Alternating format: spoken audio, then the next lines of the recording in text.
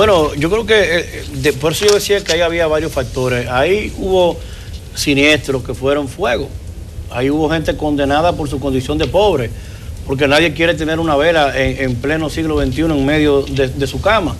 Evidentemente que también hay una situación de extrema pobreza de por medio, el tema de tener en esta altura de juego una familia que tener una vela para poder suministrarse la luz, para poder, y en chocitas, la mayoría que vimos ahí eran de tablas, eran con zinc, era gente de extrema pobreza. Hay un conjunto de cosas, evidentemente que en lo que tiene que ver con el tema del deterioro del sistema energético, sobre todo en esos cordones de miseria, hay una parte que tiene que ver con el Estado. Claro, yo creo que uno lo está diciendo con mucho respeto, porque mal quisiera uno verse envuelto en un tema de tinte político a un drama humano como este, sobre todo el hijo, nuestros hijos. Nadie pusiera de por medio la conceptualización política, ni antes ni después, pero evidentemente que hay una parte del Estado que tiene que ver con un déficit acumulado, con un pasivo social acumulado histórico con esas comunidades. No es posible que todavía hoy ahí lo que les sirva de energía eléctrica sea una luz, sea una velita, y al final 3 de esos incendios fueron por velas. El caso de mal alumbrado, de deterioro, de cableado muchas veces de esa casa. Tú has caminado frecuentemente, te hemos visto el caso de San Cristóbal, que tiene muchísimas comunidades que son de extrema pobreza. En Cristo Rey pasa lo mismo. Yo he estado en velorio de jóvenes en Cristo Rey, no niños sobre todo, jóvenes también, que conectando se quedan enchufados, porque hay un nivel de deterioro del alumbrado del sistema, eso es verdad, pero también hay otra parte que entra, la parte personal, la administración del hogar. ¿Qué estamos haciendo con nuestros hijos? Uno vive diciéndoselo. Hoy día todos los niños de nosotros, si no tiene teléfonos, busca cómo conectarlo. Hay un tema de que tenemos que ir teniendo un crossover hacia la sociedad que estamos viviendo. Ya no es otra sociedad. Hoy cualquier niño de 5 años manipula mejor que nosotros un smartphone, una tabla, y eso genera un contacto entre el niño, el cargador, el enchufe. Es decir, que el nivel de obligatoriedad, de responsabilidad es mucho más amplio al día de hoy. Y por eso yo decía en mi primera parte, no es un asunto de culpar al padre, pero ¿cuál es tu mayor obligación como padre? Son tus hijos. ¿De qué sirve que vayas y te dediques a trabajar o a hacer otra cosa y que al final tus hijos se queden ahí solos, 3 niños de 5, 4 años, 7 años con una vela en el medio? Al final eso así no vale la pena. Tu primera obligación son tus hijos, salvaguardarlos, quererlos, protegerlos y generar un nivel de concienciación en el hogar. Bueno, Catherine nos coloca otra dimensión de la situación de los niños en condición de riesgo, y es cuando los niños son utilizados en trabajo infantil, y yo agregaría también el uso de los niños por adultos para pedir limosna, para pedir caridad en nuestras calles. Ambas situaciones tienen que ser penalizadas, porque detrás de ellas hay adultos que de manera consciente utilizan a los niños. Quiero señalar que esta semana o la semana pasada estuvimos con el premio Nobel del año 2014, el hindú Saraswati, que realmente ha realizado y se gana el premio Nobel por haber rescatado a miles de niños del trabajo infantil. Y cuando él cuenta cómo sacar a cada niño del trabajo infantil es un elemento de esperanza, y ha hecho incluso una convocatoria a todos los hombres y mujeres del mundo, y espero que nosotros nos sumemos, por la intervención que acaba de plantear Catherine Hernández, que nos sumemos a esa campaña de decir que si a nivel mundial hay hoy día 100 millones de niños que trabajan, sumemos 100 millones de voluntades para rescatar a los niños del trabajo infantil. Y nosotros aquí en la República Dominicana, con políticas públicas, con denuncias, con sanciones, tenemos que lograr que no haya un solo niño o una sola niña que trabaje de manera que sea en ningún área de trabajo ni en las áreas urbanas, pero tampoco en las áreas rurales, porque muchas veces ponemos a los niños a recoger el tomate, a recoger la cebolla, a recoger los frutos, y eso es trabajo infantil, o también en las casas para hacer las actividades del hogar. Entonces tenemos que realmente eliminar eso en nuestro país como una práctica que lesiona y viola los derechos de los niños, niñas y adolescentes. Definitivamente, el proceso biológico de un ser humano tiene muchas etapas. La etapa de la niñez, que comprende un espacio importante, que es el proceso de formación del ser humano, es necesario que ese niño cumpla cada una de ellas.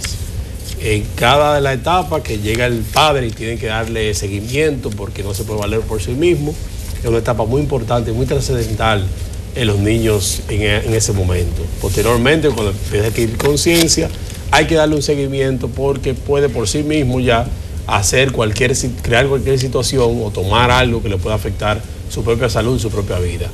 Por eso yo decía ahorita en mi análisis de que cuando hay jóvenes adolescentes con niños, que habría que hacer un estudio, y me gustaría que la diputada, que le gusta indagar mucho, y Karen también como su rol de diputada y mujer en el Congreso, hacer un levantamiento en ese sentido por la gran cantidad de embarazos adolescentes que hay.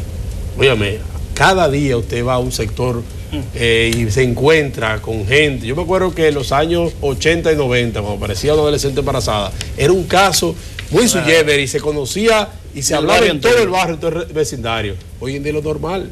Entonces, esas niñas salen de la escuela, tienen que irse a la casa a atender, los niños van creciendo, llega un momento que no pueden sostenerlo porque son madres solteras en su mayoría, sacan a los niños de la escuela, los niños tienen que estar en la calle y en las casas haciendo cosas que no les corresponde a los niños hacer, porque es un proceso biológico que tiene que ir. Ahora, probablemente se entenderá que nosotros hemos culpado al Estado de cualquier responsabilidad, pero no es así. No. El tema de hacer políticas públicas realmente le corresponde al Estado, le corresponde a hacer una planificación sobre cómo evitar cualquier tema de vulnerabilidad de niños y de familias que pueden estar propensas a tener accidentes como estos. Porque el incendio se produce, ¿por qué? Bueno, porque probablemente no llega la energía eléctrica, bueno. Pero ¿cuál es el otro caso? Que está muy cerca de un río y hay niños que pueden morir ahogados. Y la otra situación es que antes había muchos disparos en el aire, me acuerdo yo, con esa casa de zinc le caían y fallecían muchísimos niños en esa época. O sea, hay muchos factores que pudiéramos analizar nosotros dentro de la política pública de prevención, de cuidado, de derechos de la niñez, que hay que ver cómo nos sentamos sobre la mesa a discutirlo y planificar para que no pase una muerte más. Porque los 11 niños de Robert Rick Cabral, eso es otro aspecto, ¿verdad? Pero que sí, también pudiéramos revisar. Entonces, y que se pudieron evitar en ese caso. Y que se pudieron evitar en ese caso. Entonces, son muchos aspectos que el niño está propenso y es muy vulnerable a que su vida corra por el riesgo. Bueno, si bien es cierto, tu intervención ha sido tan sin desperdicio, pero has tocado tantos puntos que yo no sé si los minutos que queden van a poder alcanzarnos para eso. Sí, claro. Sobre lo primero que me gustaría hablar es sobre lo que puntualizó Guadalupe antes de tocar la parte tuya. Porque si bien es cierto que estoy muy de acuerdo con lo que Guadalupe plantea, pues también hay que tener cuidado, porque yo creo que si algo le está pasando a esta nueva generación, y creo que hasta la que está un poquito ya más por debajo de uno, que no es tan nueva, de jóvenes dominicanos, es la poca integración y la poca responsabilidad y amor al trabajo, tanto en lo personal como el involucrarse con su comunidad, como también admirar el sacrificio, el trabajo y esfuerzo de sus padres, y si no fueron de sus padres, de sus abuelos o de las personas que lo acompañaron.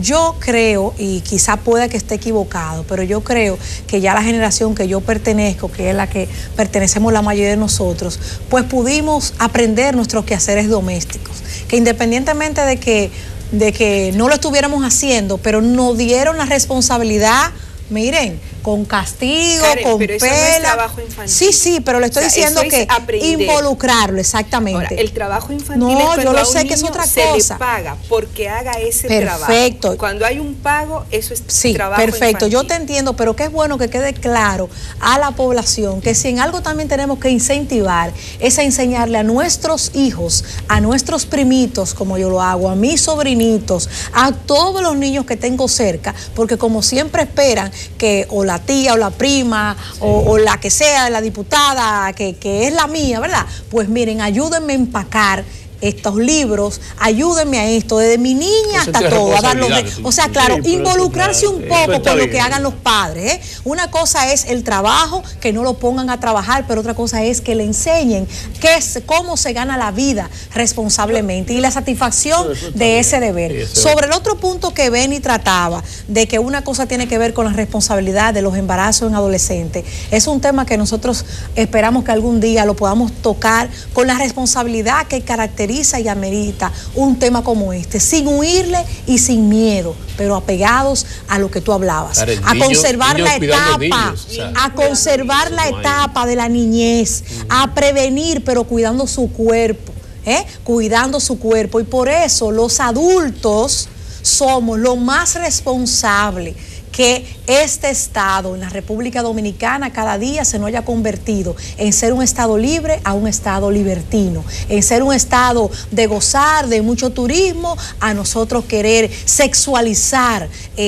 todas las partes de la República Dominicana. O sea, ese es otro tema. Claro. Y sobre el de no politizar algo tan delicado como eso, por eso ustedes no han oído bajo ningún concepto que he explicado cosas positivas que yo entiendo que está haciendo este gobierno para contribuir medianamente con este tema. El tema de las guarderías, el tema de más aulas en la educación, el tema de capacitar, el tema de tantos centros, es un poco para combatir los grandes problemas que como Estado tenemos. Eso no quiere decir que con esas políticas públicas el problema se resolverá hoy, mañana, pasado mañana. Pero la conciencia ciudadana, la educación que tiene que venir por ahí, no es solamente enseñarle a leer y escribir al adulto, sino también darle un poco de valores y un poco de amor propio y amor al prójimo. Guadalupe. Bueno, yo quisiera señalar con respecto a las políticas públicas por los temas que plantea Benny, que